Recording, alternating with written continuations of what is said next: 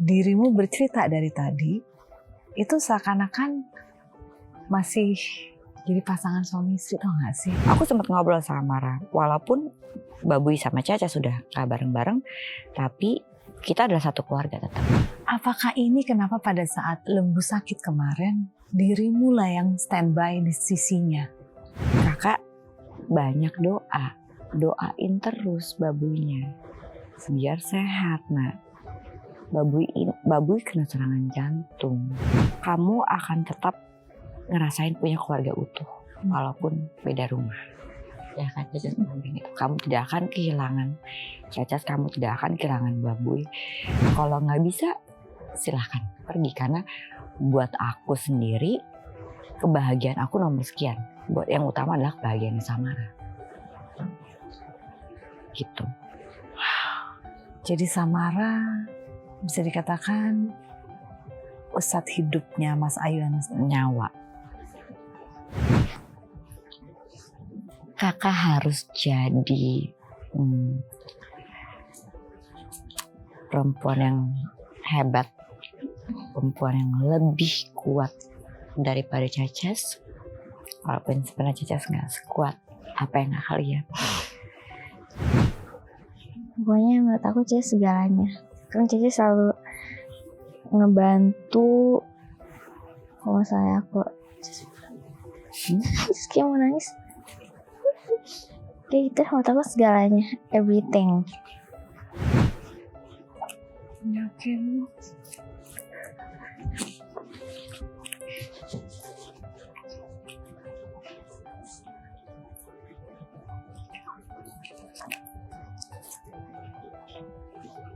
Aku lebih pikir, aku lebih milih gak bakal hidup sih sama Mara.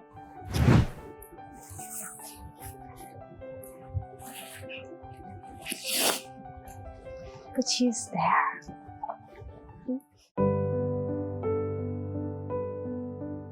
Halo pemirsa, sahabat saya yang akan bercerita di Hati ke Hati kali ini adalah seorang aktris yang memulai karir sebagai seorang model di tahun 2000-an.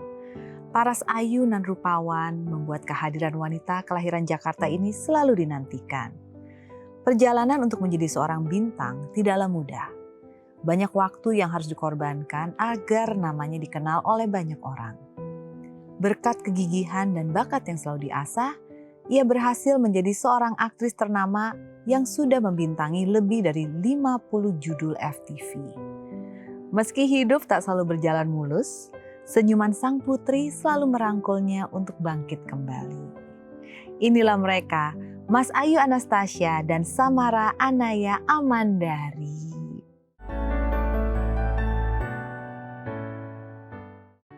Hai, selamat datang. Hai. Bu, apa kabar sih? Alhamdulillah baik. Aduh, makasih ya membawa anak remaja Anda ke sini, membuat kita sadar umur ya. Tapi saya tidak akan menyalahkan itu, karena memang menikahnya di usia yang sangat ideal. 24 ya? Iya, 24. Terus punya Samara umur? 25, hampir 26. Bu, kalau mengingat perjalanan karir Mas Ayu Anastasia, tahun 2000-an, awalnya kan model dulu kan? Iya, awalnya model video klip dulu. Bukannya menang cover girl dulu, enggak ya? Habis itu baru diikutin cover girl. Dan bukan masukin sendiri ya, tapi ada yang masukin. Hah? Gimana sih? Tunggu. Coba. Saya sudah agak kehilangan ingatan tuh eranya. Jadi dulu video klip dulu. Video klip dulu pas kelas 1 SMA. Seumuran dia nih. Umuran dia. Umur 15 tahun. Tahun 98. Itu dari video klip, iklan. Nah baru tahun 99 itu tuh ikut cover girl. Aneka? Iya. Yes. Iya. Mana senyumnya? 3 jari. 3 jari dong, Aneka harus 3 jari. Ini generasi mungkin seangkatan lah kita ya pemirsa ya.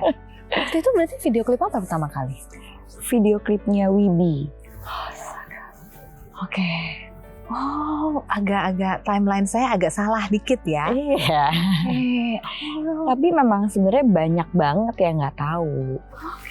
Taunya bermulanya dari cover girl gitu. Padahal sebelumnya tuh udah banyak iklan. I I see, barulah. Berarti ngapain sih ikut cover girl udah terkenal? Gak tahu, waktu itu juga ada yang masukin, tiba-tiba masuk finalis. Jadi taunya udah masuk, yang fotonya udah jadi finalis itu baru. Iya, pertama dikasih tahu masuk. Hah? Nggak pernah daftar. Iya dimasukin. Hah? Dimasukin. Kalau zaman dulu kan belum ada manajemen artis kan. Jadi agensi, ya kan. benar. Nah dimasukin sama dia. Oh, Dimasukin. Tiba-tiba lolos sampai ke finalis. Lalu jadilah juara 2. dan habis itu langsung makin jadi. Iya. Ya. Mata dirimu itu langsung mengandung cerita. Makin jadi iya. Karena Mas Ayu Anastasia itu udah hits. Memang saya agak miss ternyata timelinenya. Karena ingetnya dulu, cover girl. Terus akhirnya jadi banyak lah video klip dan iklan. Tapi ternyata enggak. Kebalik. Dari situ abis cover girl kan biasanya kan foto. Memulai pertama kali masuk dunia actingnya itu kapannya? Sebenarnya masuk dunia aktingnya itu karena kan waktu itu masih bentrok sama sekolah kan, masih SMA. Jadi pertama kali sinetron itu tahun 2001. Tapi dengan perjanjian sehabis pulang sekolah. Karena saya dulu diatur gitu ya. bisa, karena gimana pun juga kalau dulu kan papaku kan masih ada kan, gitu. Jadi emang sama dia boleh, tapi abis pulang sekolah. Jadi perjanjiannya gitu. Oke. I see, dan itu tuh berjalan. Masih ingat nggak sinetron pertama atau film pertama? Sinetron pertama itu Waktu Terus Berjalan.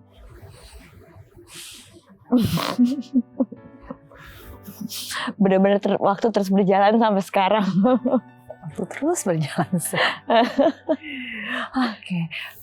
Samara, kamu tahu nggak? Pernah nonton nggak video klip Jejes? Maaf ya, saya agak kagok. Manggil Jejes agak kagok ya. Pernah nggak klip? Gak pernah. Belum aku kasih lihat ya. Gak pernah.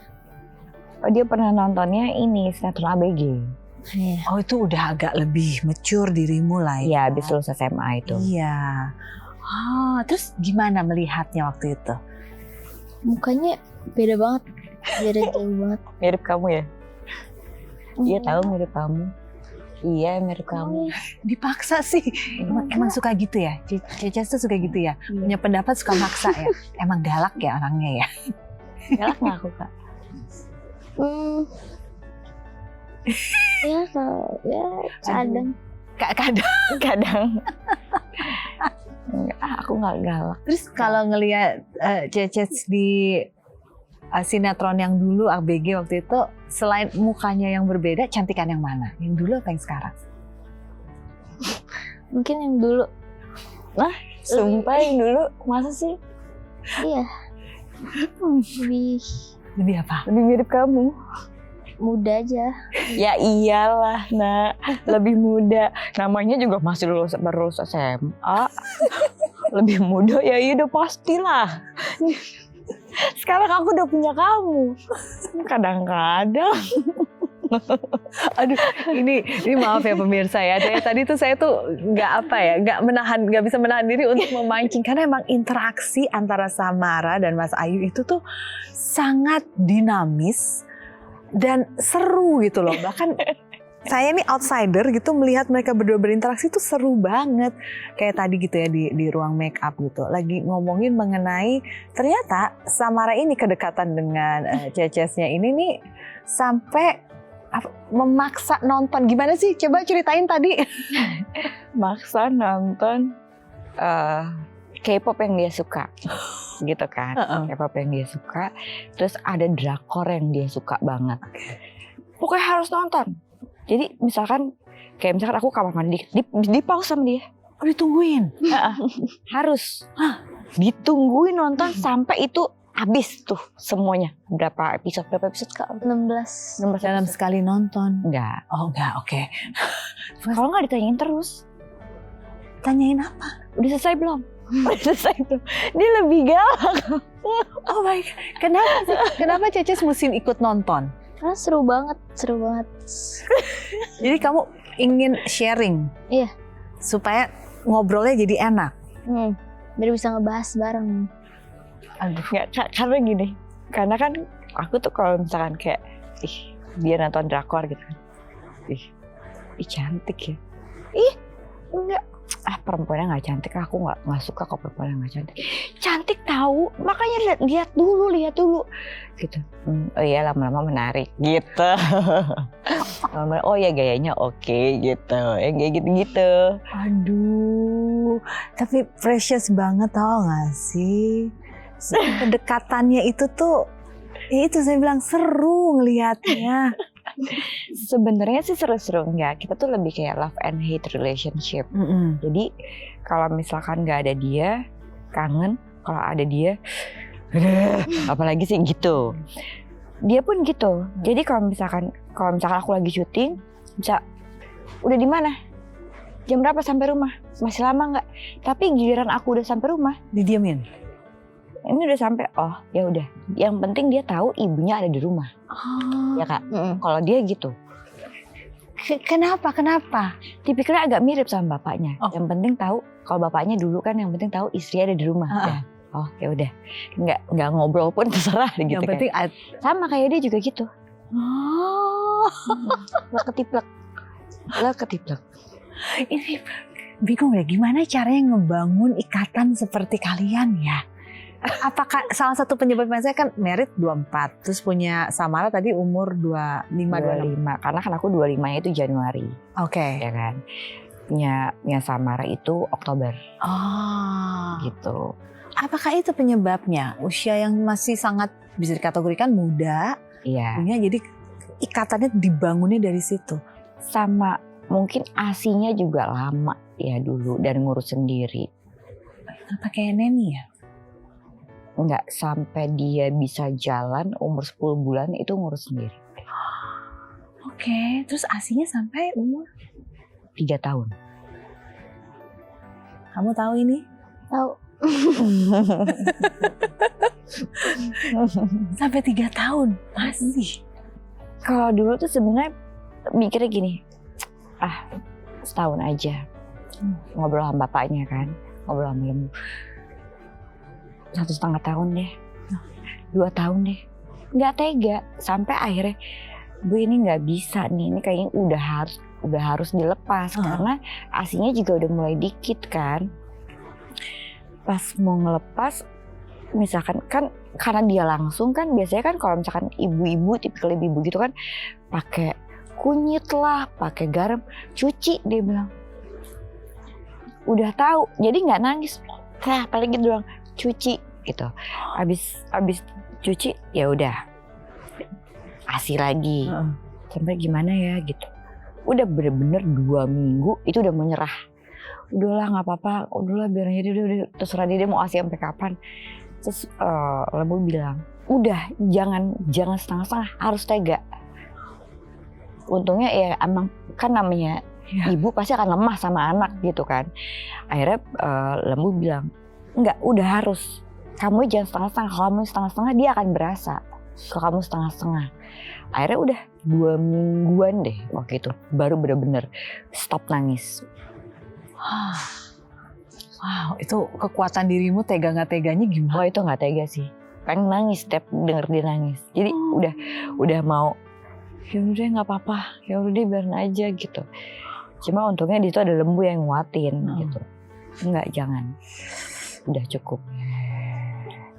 Oke. Soalnya ibunya mau kerja juga jadi susah kan. Mulai kerja sejak ada Samara, dari Samara umur berapa? 4 bulan. 7 bulan? 4. Samara 4 bulan udah balik kerja? Udah. Anda itu workaholic atau apa ya? Emang tipikal Capricorn, emang doyan kerja juga.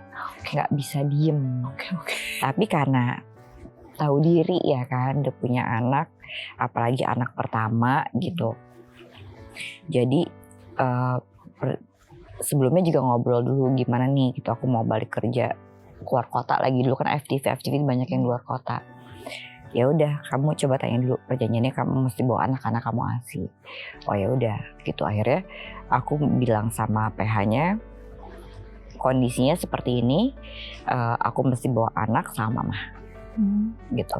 Kalau terima, ayo. Kalau tidak, ya sudah, tidak usah gitu. Dan di approve sama mereka dan mereka setuju. Tapi setelah udah mau berangkat, nangis dulu lagi, ya kan? Nangis dulu lagi, kok ngerasa kayak, ya ampun kasihan banget nih anak bayi, udah harus nemenin ibunya kerja gitu.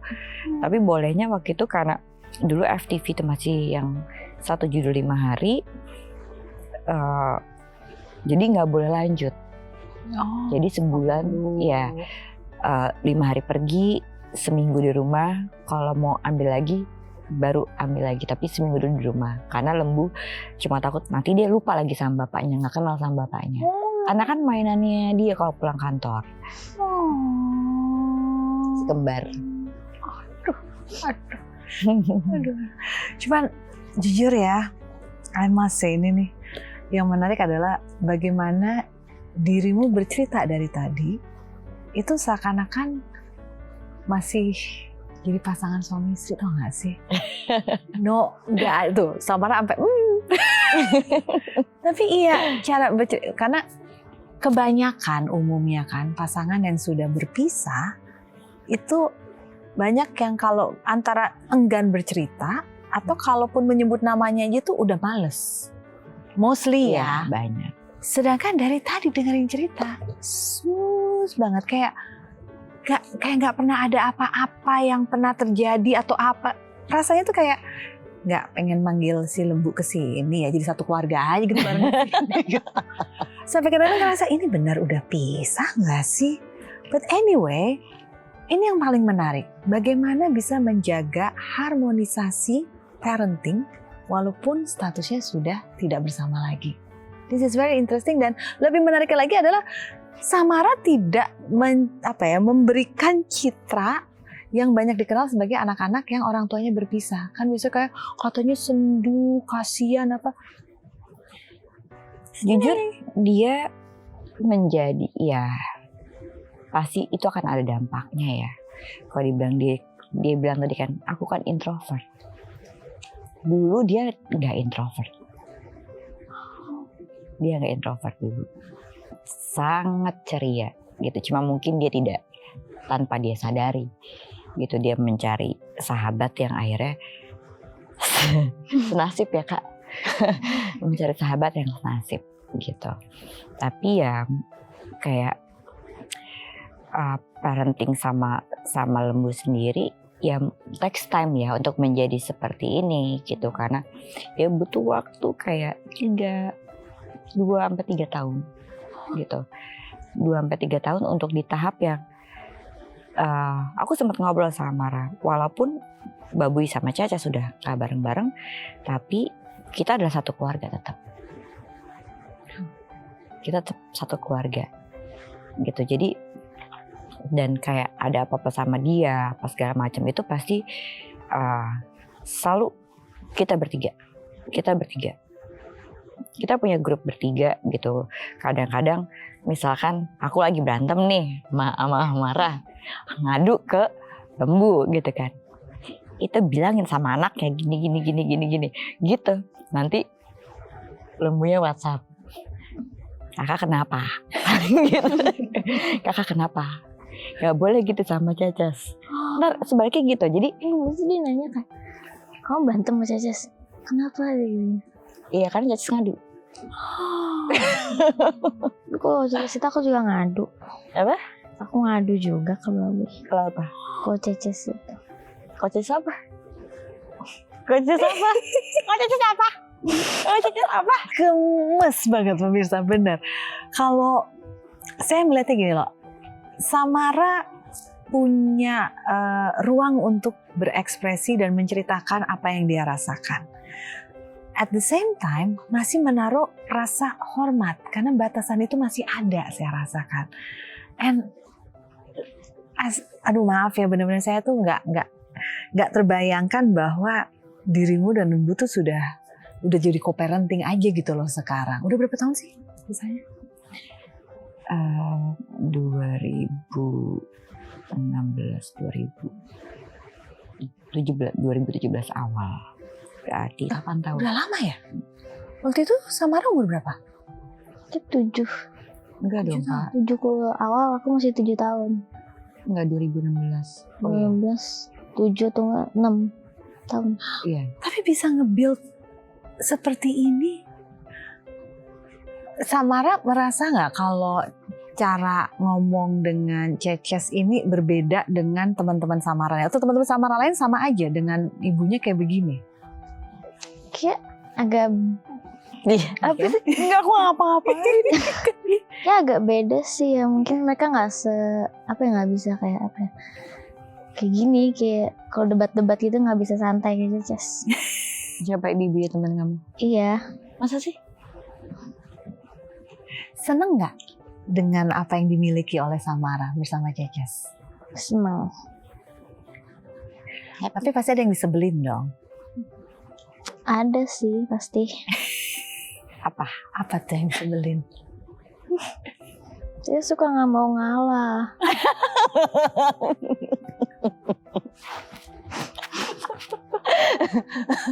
Berasa ada kakak ya kan? Contohnya apa yang pernah ada kejadian apa? Apa ya, kalau tidur paling kayak maksudnya ada apa sih namanya? Jadi sebelah sini, aku sebelah sini gitu. Kadang aku pengen deket charger tapi dia pengen juga deket chargeran.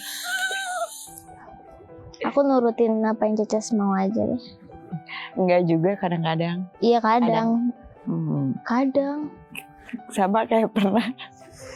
Oh, kita dari Jogja ya naik kereta. Kita berdua sama-sama sekolah di window. Oke. Aku di situ. Terus, "Tapi aku mau di situ," dia bilang gitu. Tapi kan ini kan tempat duduk aku. Gitu. Sampai asisten gitu. Astaga, gak mau ngalah sama anaknya. Kan di mobil aja gitu kan. Di mobil aja gitu. "Hey, that's my seat." Jadi kalau pergi bareng udah tahu dia harus duduk gimana.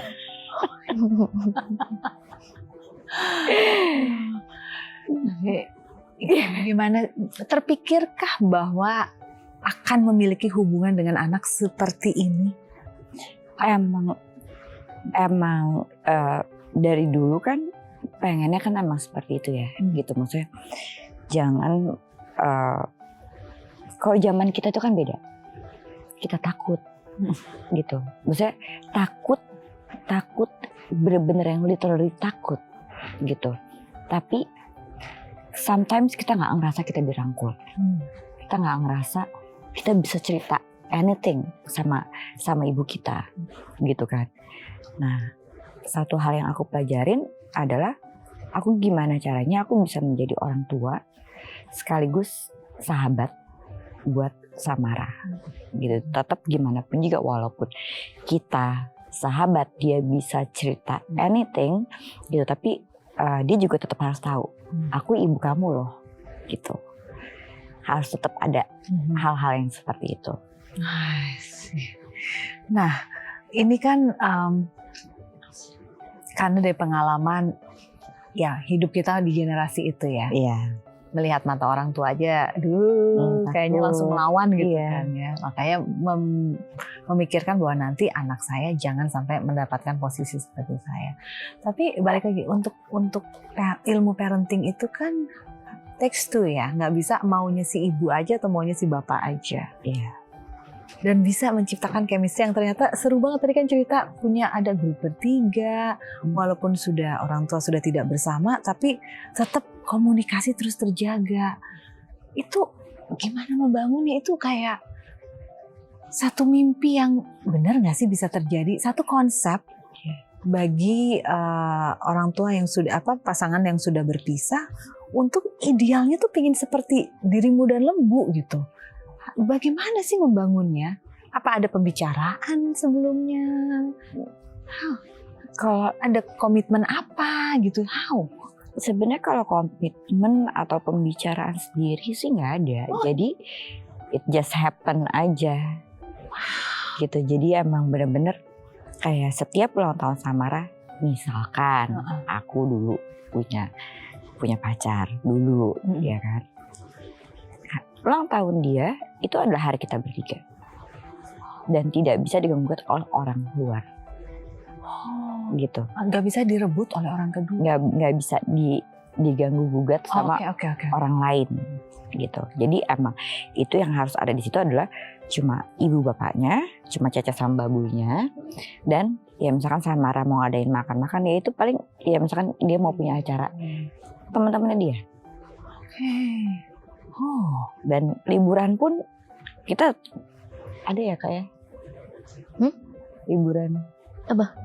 Ya kayak tahun lalu kan kita maraton Oh ya. maraton ke Singapura Bertiga? Serius? tahun ini juga sekali. Oh iya. Oh iya. Oke. Yang sudah terjadi aja. Iya. Itu bertiga liburan gak berantem sama Ra? Antara Cece sama panggil apa tadi? Babu bingung lagi kan. Emang dari panggilan aja udah kelihatan ya kalian tuh memang berbeda sekali ya. Out of the box bener. Out of the box. Lancar-lancar aja, rukun-rukun aja. Samara nggak ada gerah atau apa gitu? Enggak sih, cuma aku kadang masih canggung aja gitu. Masih awkward ya. Karena nggak kebiasa bertiga gitu lah. Untuk jangka waktu yang agak lama gitu. Enggak sih, waktu itu kan kita cuma berapa malam sih Kak? 3 malam apa 2 malam? 3 malam. 3 malam ya? Really? Bukan 2? Enggak. 3 malam. Wow, gak ribut tuh. Enggak. Baik-baik aja. Paling aku mah Cece. Iya, kalau sama Lembu karena Lembu kan orangnya diem, santai. Gitu, paling dia nggak sabar. Ini berdua emang dasar kembar, ya kan? Nggak sabaran. Udah tahu ibunya lama kok nggak ngapain. Makanya ributnya aja. Awalnya gitu. Udah jam berapa nih? Berapa lama lagi? Paling dia yang nelfon. Masih lama nggak Mas? Udah dibilangin balik ke hotel aja duluan. Nggak suka ditunggu-tunggu diburu-buru. Tapi kalau Lembu tuh udah paham.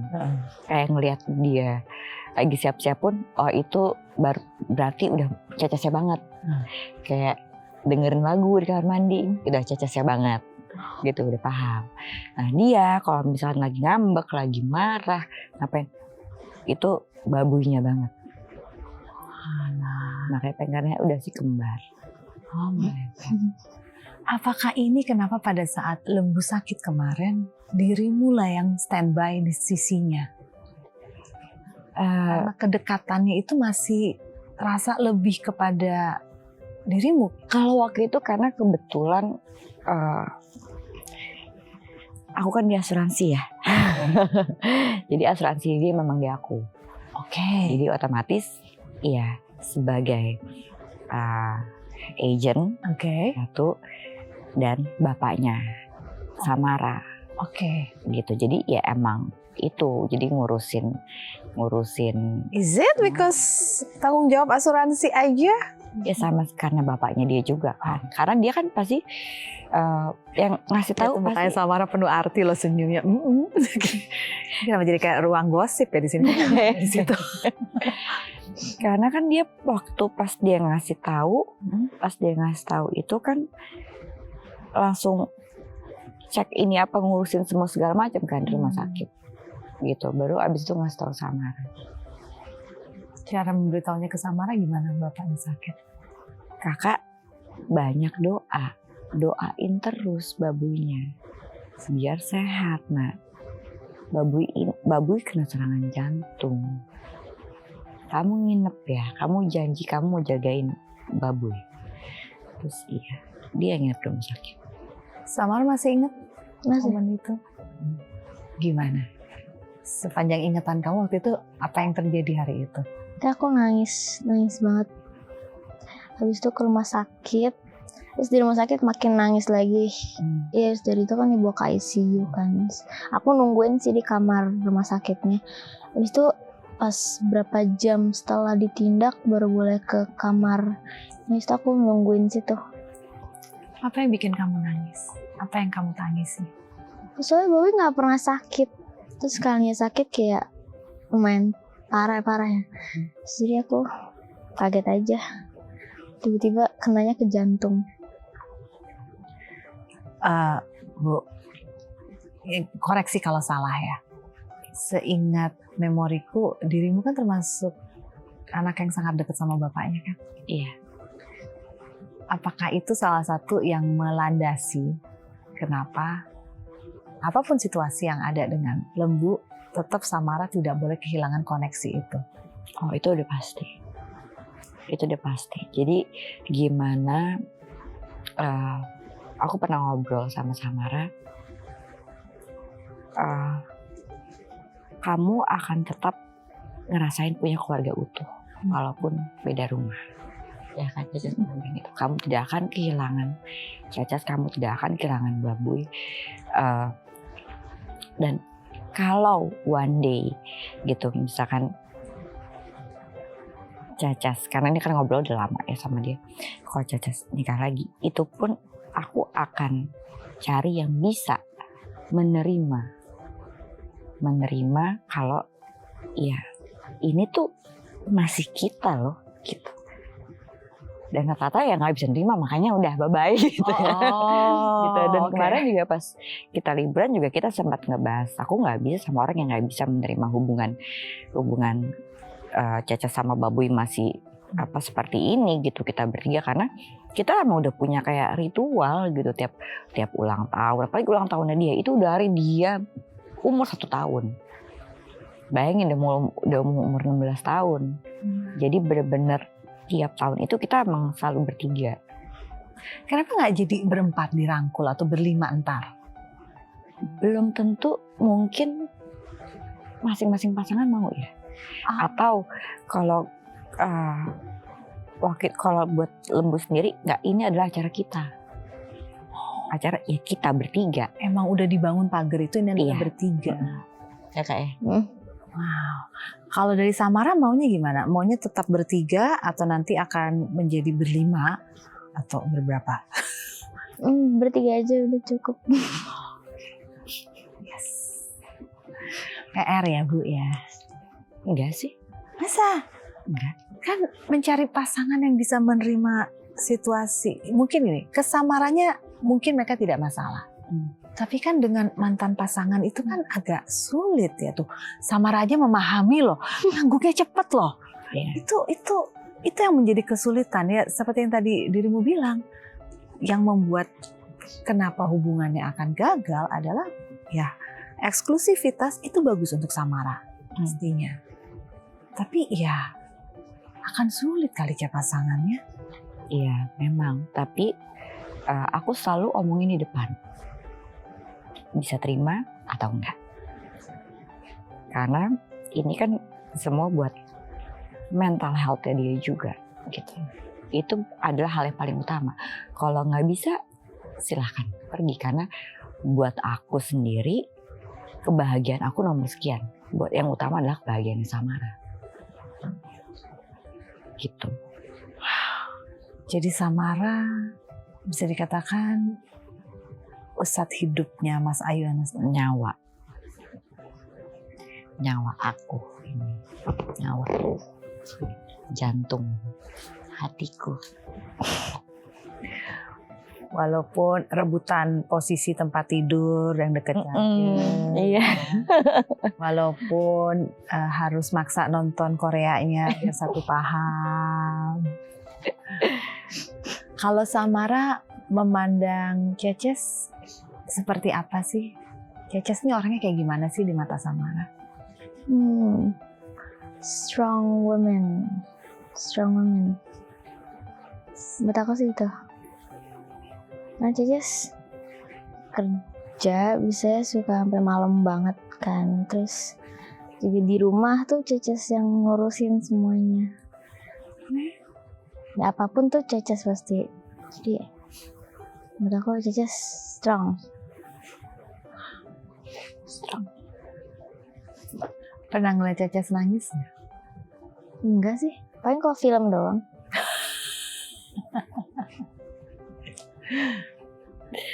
Ada dulu pertanyaan dia lucu. Dia sempat dia menanyakan, Cacas tuh pernah nangis gak? Ya pernah lah Kak, masa orang dalam hidup gak pernah nangis. Wan, aku gak pernah ngeliat Jess nangis. Kalau kakak udah tidur, kalau aku di kamar mandi, kalau aku lagi sendiri. Terus aku lagi syuting kayak FTV. Nangis-nangis lah protagonis. Dia nangis. Karena dia gak pernah ngeliat ibunya nangis.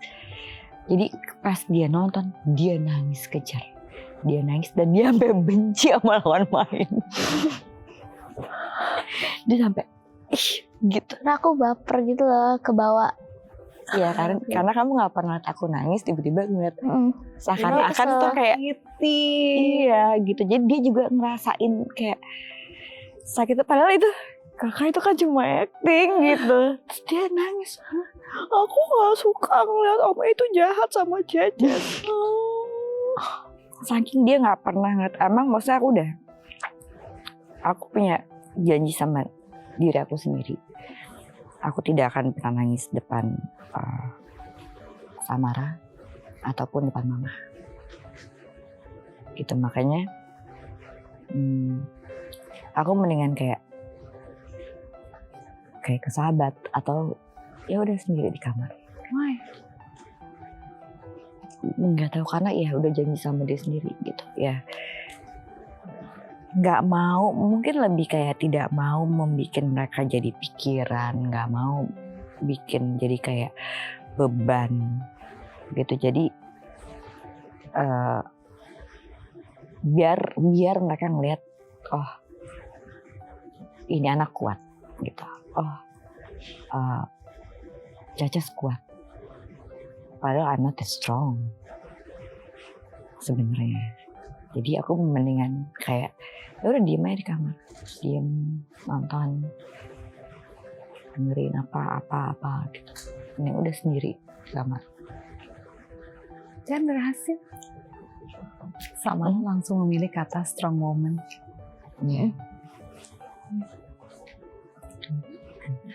Samara, kapan momen Samara seneng ngelihat Jejes dalam keadaan senang apa ya? Gimana ya pertanyaannya ya? Paling bangga, paling seneng kalau ngelihat Jejes lagi ngapain? Atau lagi ada momentum kapan? Kenapa sih gitu matanya?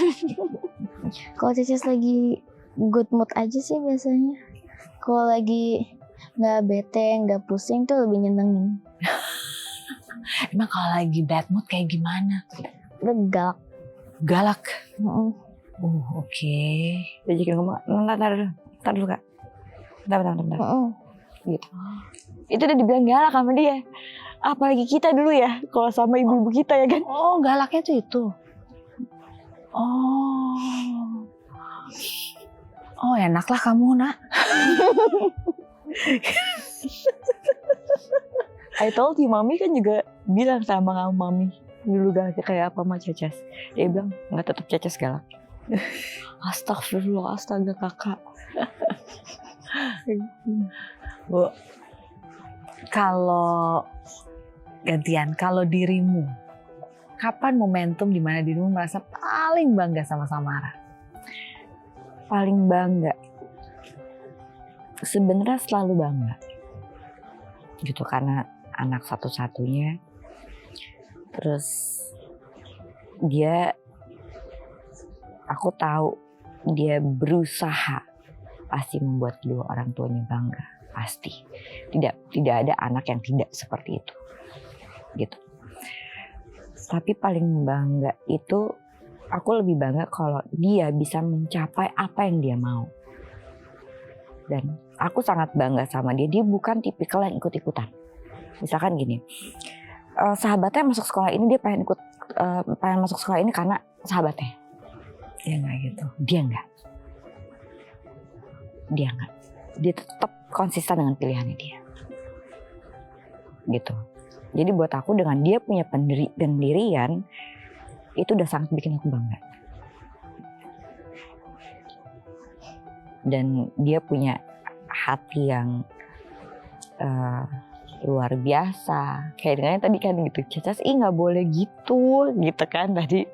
Terus kayak dia itu dulu sering banget bikinin kartu, bikinin surat. Kalau misalkan aku lagi syuting gitu, I love you so much Cacas. Ntar ada gambar bunga. Terus udah gitu, I know you really work hard for us. Ini itu kayak yang pulang kerja nggak kayak gitu, langsung ya mewek gitu. Ternyata ini anak hatinya walaupun kadang keras kayak bapaknya, cuma sisi akunya juga ada gitu sebenarnya gitu, sisi manja, sisi mellow-nya itu tuh ada gitu, romantisnya gitu tuh ada. Tapi dia mungkin lebih punya pendirian. ya. Benar. Gitu. Tadi Mas Ayu sempat cerita kalau Samara itu anaknya awalnya ekstrovert, lalu jadi ada perubahan, perpisahan itu. Kapan disadari dan apa yang menyadari itu bahwa ada perubahan itu? What makes her different? Apa yang dia berubah?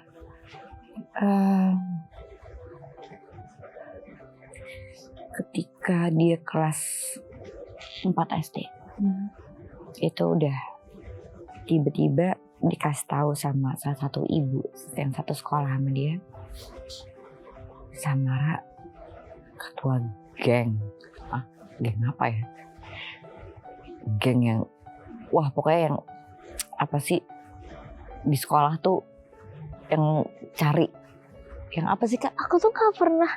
Tapi terkenalnya itu Nak, kamu. Aku? Iya kamu.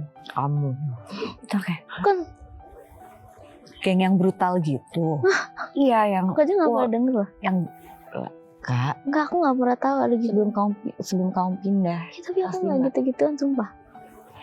Iya, tapi itu kan berapa orang? Isi sekolah kamu itu kan waktu itu berapa orang sebelum kamu pindah sekolah? Nah, itu pertama cuma kayak, hah? Yang benar? Masa sih? Gitu kan. Terus cuma, oh yaudah gak apa-apa Nak, bagus. Gitu, maksudnya bukan berarti membenarkan apa yang dia lakukan. Tapi maksudnya, aku ngebiarin dia untuk lebih mengekspresikan gitu dibanding dia mendem. Aku nggak mau. Nah, ketika pas waktu itu kebetulan sekolahnya ditutup, jadi dia diharuskan untuk pindah sekolah. Dan waktu itu kalau nggak salah pas nggak ada yang belum pandemi. Itu dia kok susah untuk bergaul di sekolah yang barunya. Iya. Dan sampai dia menemukan satu sahabatnya dia yang satu nasib, baru dia mau. Jadi dia diem gitu. Wah, ini nggak bisa, gimana caranya ya? Gimana ya caranya buat ngebangkitin rasa percaya diri dia lagi gitu.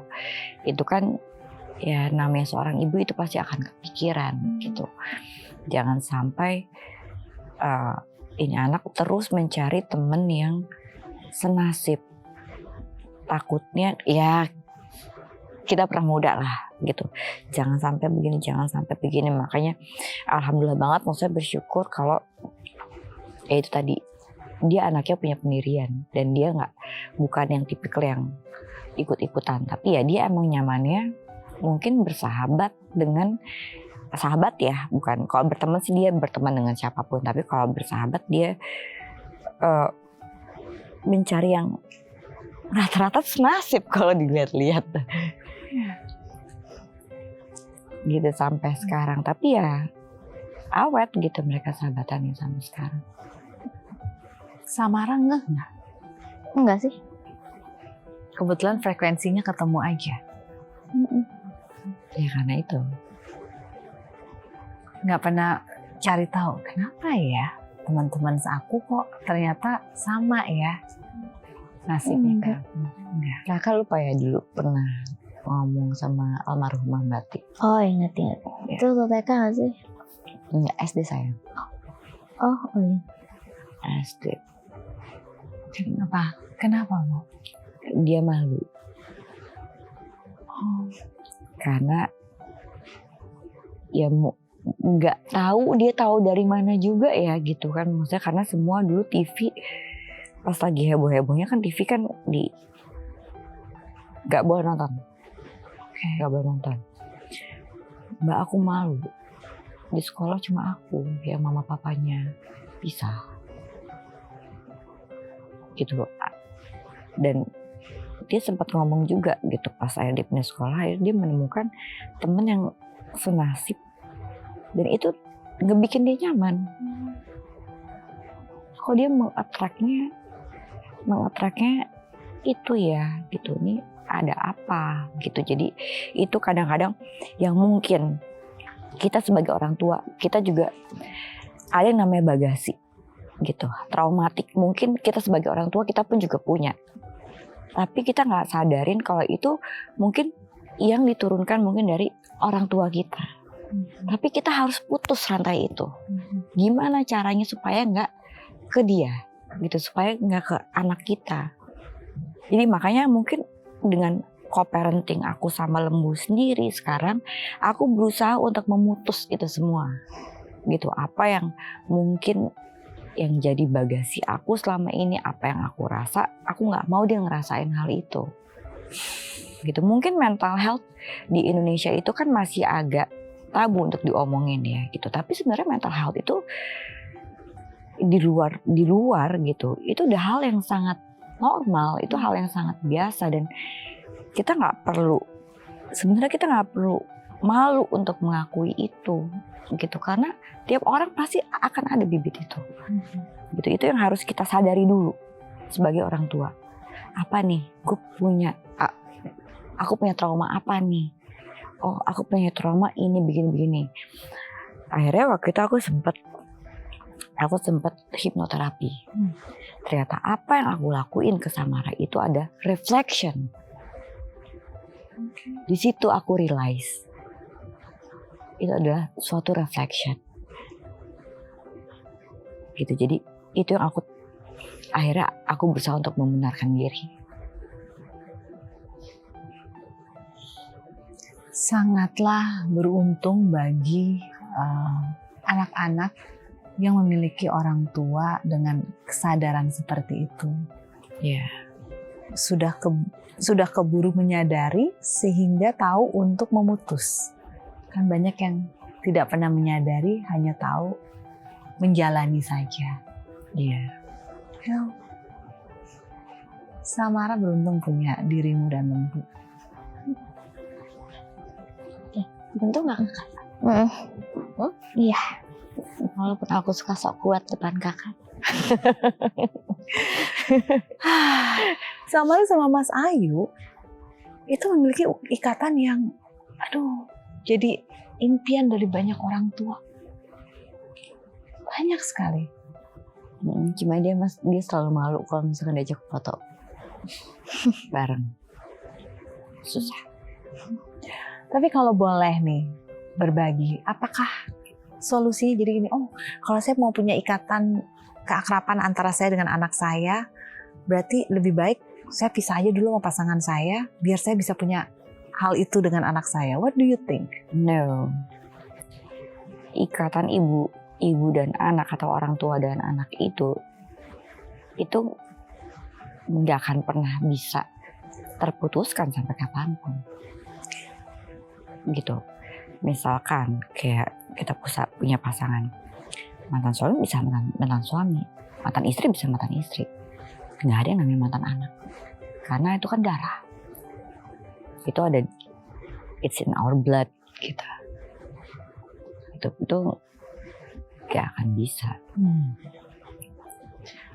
Tapi kalau misalnya ada teman dirimu yang datang, melihat, kan tadi Samara bilang Ceces itu very strong woman.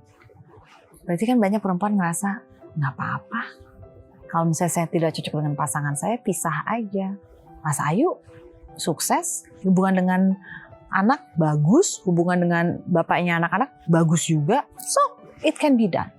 Ada contoh sukses untuk orang yang cerai hidup. Pendapat dirimu apa? Sebenarnya itu balik lagi ke diri kita masing-masing. Tapi satu hal, waktu itu kakak aku pernah ngomong, teman yang baik tidak akan pernah ngasih advice temannya untuk berpisah. Itu adalah teman yang baik. Gitu. Memang keputusannya akan tetap di kita. Gitu. Jadi ada waktu itu ada beberapa orang, ya salah satunya ada teman dekat lah. Kenapa? Aku bisa cari duit sendiri kok. Sama aja kan, begini.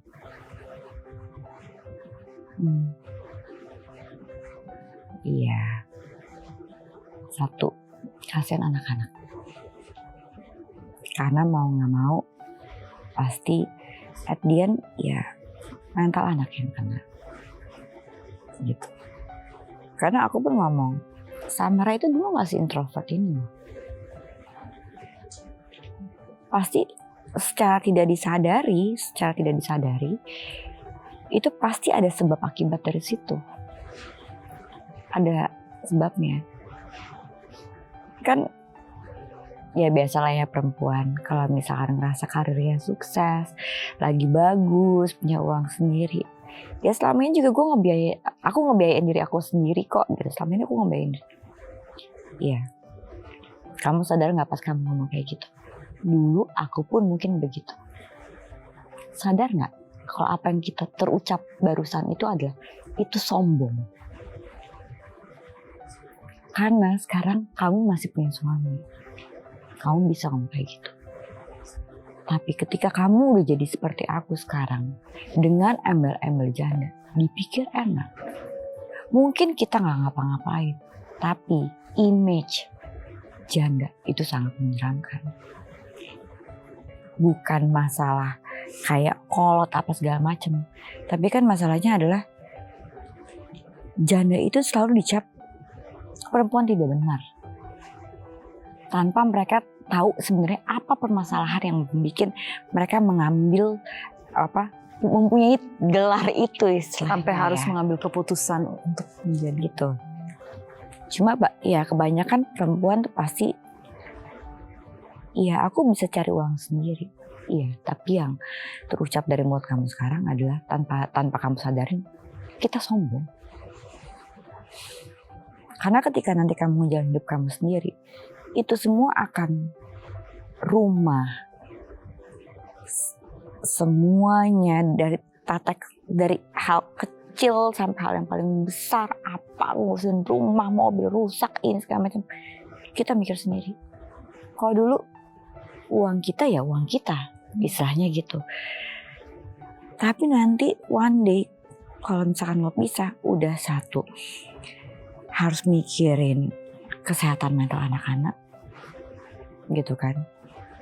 Kedua, apa yang kita punya itu udah gak akan benar-benar pure punya kita, karena kita harus bayar gaji, kita mikirin THR, kita mikirin belanja bulanan, masak apa hari ini, rumah ada yang bocor, mobil harus servis. Kepikiran itu enggak? perintilan yang selama ini disupport oleh pasangan akhirnya menjadi tanggung jawab kita sebenarnya. Dan itu gak gampang. Makanya mungkin Samara bisa bilang Cacas itu strong woman. Ya dia nggak tahu di balik itu. Ya sebentar. Dengan semua perjalanan dan pengalaman hidup dirimu, apa pesan yang ingin disampaikan kepada Samara selaku anak perempuan untuk menghadapi kehidupan di depan? Kakak harus jadi perempuan yang hebat, perempuan yang lebih kuat daripada Cacas. Walaupun sebenarnya Cacas gak sekuat apa yang kakak lihat. Terus kakak harus punya hati yang baik, hati yang tulus. Karena trust me, Kalau kita baik sama orang, kita sopan sama orang, kita bergaul dengan siapapun, itu akan bagus buat bukan buat orang lain tapi buat diri kamu sendiri. Kita bantu orang, itu akan impact-nya akan ke diri kakak sendiri. Yang pasti satu, jangan kalau sholat diingetin terus. Doain Caca sama babunya panjang umur, sehat, banyak rezeki buat kakak. Ya, I love you. Kok malu sih, nggak biasanya juga ngomong I love you. Love you. Malu dia. Kalau dari Samara sendiri, ada nggak ingin disampaikan ke Ceces?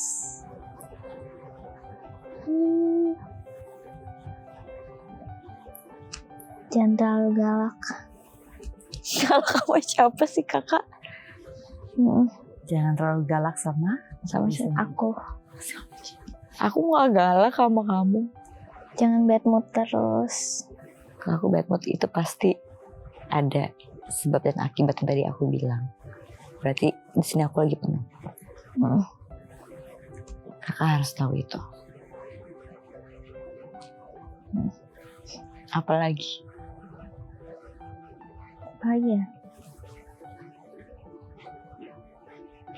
Gak bisa nih, kalau misalkan aku yang nanya gak bisa, harus ditanya dia. Kalau gitu kita bantu dengan ini.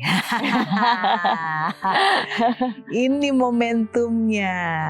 Jadi di dalam sini ada kalimat-kalimat yang belum lengkap. Kalimat yang masih belum sempurna.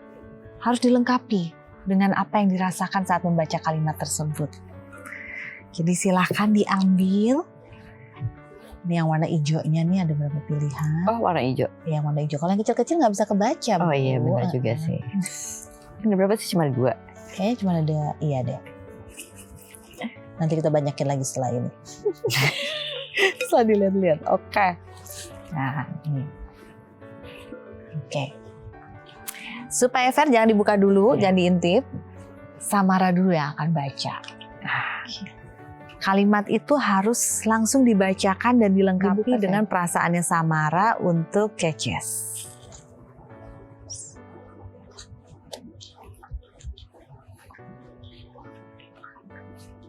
Arti kamu bagi hidupku. Arti Ceces bagi Buat hidup kakak. Samara. Segalanya.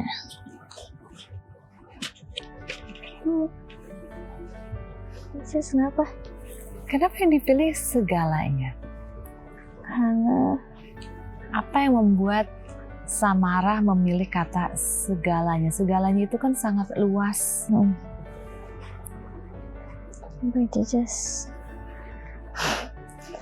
Ceces udah ngebesarin aku dari kecil, selalu nempel. Aku selalu nempel sama Ceces dari kecil.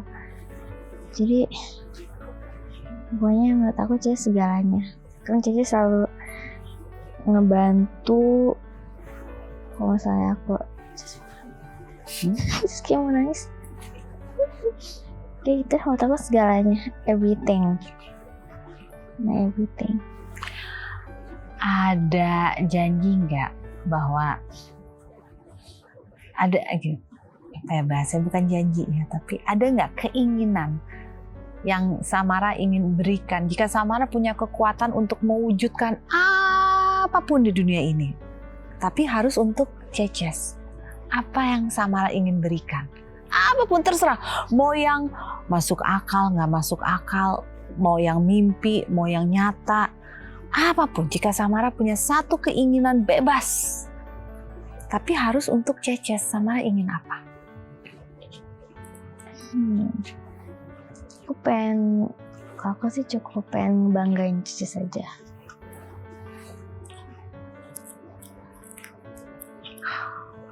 Banggain, terus kebahagiain nggak? Bahagiain Iya, Ceces. iya sayang. Sina. Langsung dibawa back to reality ya Bu ya. Anda sangat kuat sekali benar. Oke. Sekarang giliran dirimu Bu, silahkan. Ini kalimat untuk Samara. Tanpa kamu, hidup aku mungkin akan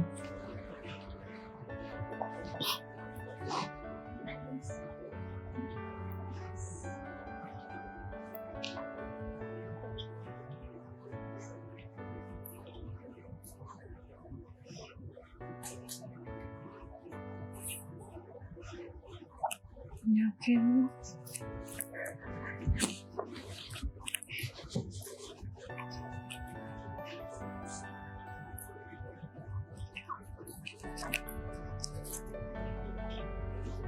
aku lebih milih gak bakal hidup sih.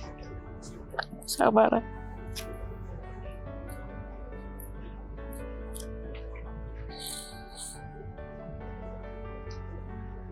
Karena itu yang salah satu yang dulu aku takutin. Pas waktu mau pisah dulu ya gitu. Aku cuma bilang, aku bisa, gila, aku gak bisa. Cuma dia yang aku pikirin.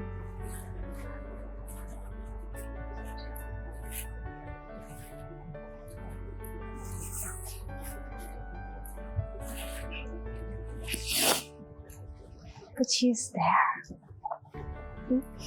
Tuh, senyum-senyum jengkelin.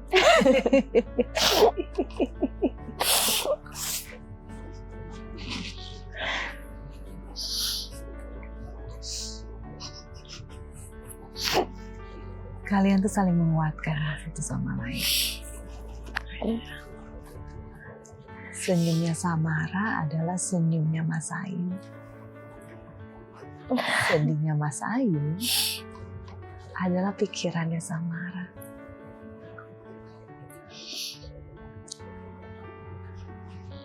Dia orang yang paling gak suka kalau ngeliat aku tersakiti. Dia salah satu pengambil keputusan terbesar juga buat hidup aku. Ya sayang. Karena itu kebahagiaan dia paling penting. Kayak yang tadi aku bilang, kebahagiaan dia nomor 1. Gak penting kebahagiaan aku, yang penting dia bahagia.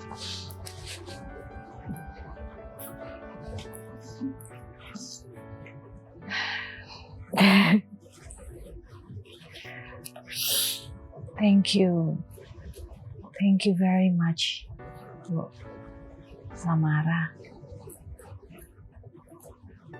Banyak orang menginginkan punya kedekatan seperti apa yang kalian miliki. Tapi satu yang dirasakan hari ini adalah bukan hanya kedekatan. Kalian tuh saling melindungi. Saling menjaga. Bahkan setiap kali Samara mau mengeluarkan kata-kata apapun, dia akan melihat ke dirimu dulu. Memastikan dapat persetujuan dan tidak menyakiti dirimu. Iya. Dia emang gitu. Terlihat sekali. Dia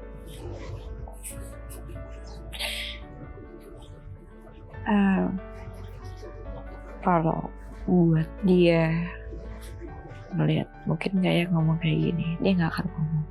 Biasanya gitu.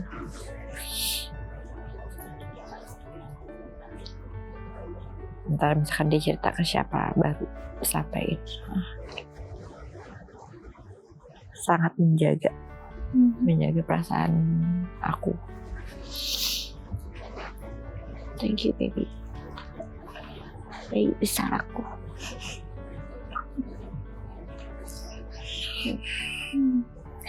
Thank you. Saya mengenal Mas Ayu dari masa sama-sama lajang, masih kecil, masih remaja. Dan saya bisa melihat ini, oh my God. Bu. You're such a great mom. Amin. Semoga seterusnya kayak gitu ya kakak. And you are blessed punya putri yang luar biasa ini. Yang walaupun akan mengirimkan serbuan potongan TikTok kepada dirimu. Iya. Tentang si yang itu. Yang dia sebel nanti kalau aku celain ya kan. Tapi itu nunjukin bahwa dia ingin dirimu menjadi bagian dari hidupnya all the way. Tanpa itu pun aku udah selalu menjadi bagian dari hidupmu. Nah, sampai kapanpun. Nempel.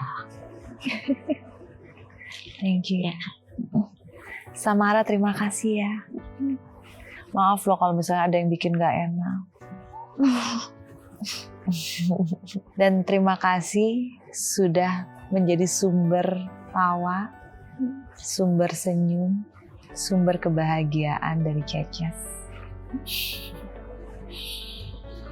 Wanita kuat ini hanya bisa menjadi kuat karena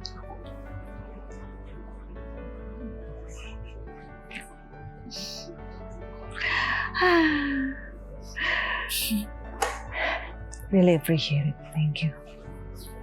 Dan terima kasih juga untuk pemirsa untuk kebersamaannya hari ini. Bukan satu sih, banyak yang menyentuh saya dari apa yang disampaikan oleh Mas Ayuna Anastasia dan juga Samara.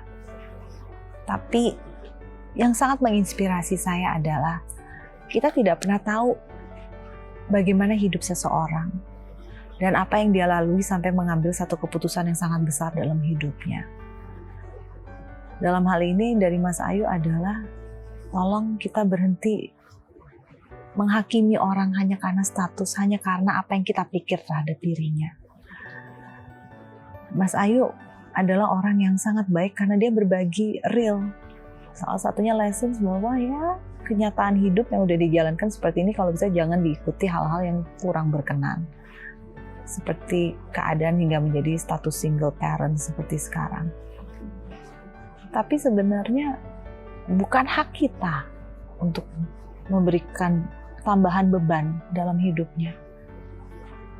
Bukanlah juga hak kita untuk bisa membuat seorang anak hingga menjadi berubah kepribadiannya hanya karena dia merasa malu akan situasi yang harus dia terima. Inspirasi akan kekuatan seorang perempuan dapat saya rasakan di sini. Inspirasi akan kekuatan seorang anak juga saya rasakan di sini. Tapi yang bisa kita lakukan sebagai orang luar adalah please jangan kita menghakimi atau memberikan penilaian kepada mereka yang kita tidak tahu hidupnya. Kita support aja. Kita berikan yang terbaik. Pastikan mereka mendapatkan kebahagiaan yang mereka butuhkan dalam situasi apapun dalam hidup mereka. Terima kasih ya yang sudah bersama dengan kami. Kita berjumpa lagi di Hati ke Hati dengan tamu-tamu dan sahabat-sahabat saya lainnya.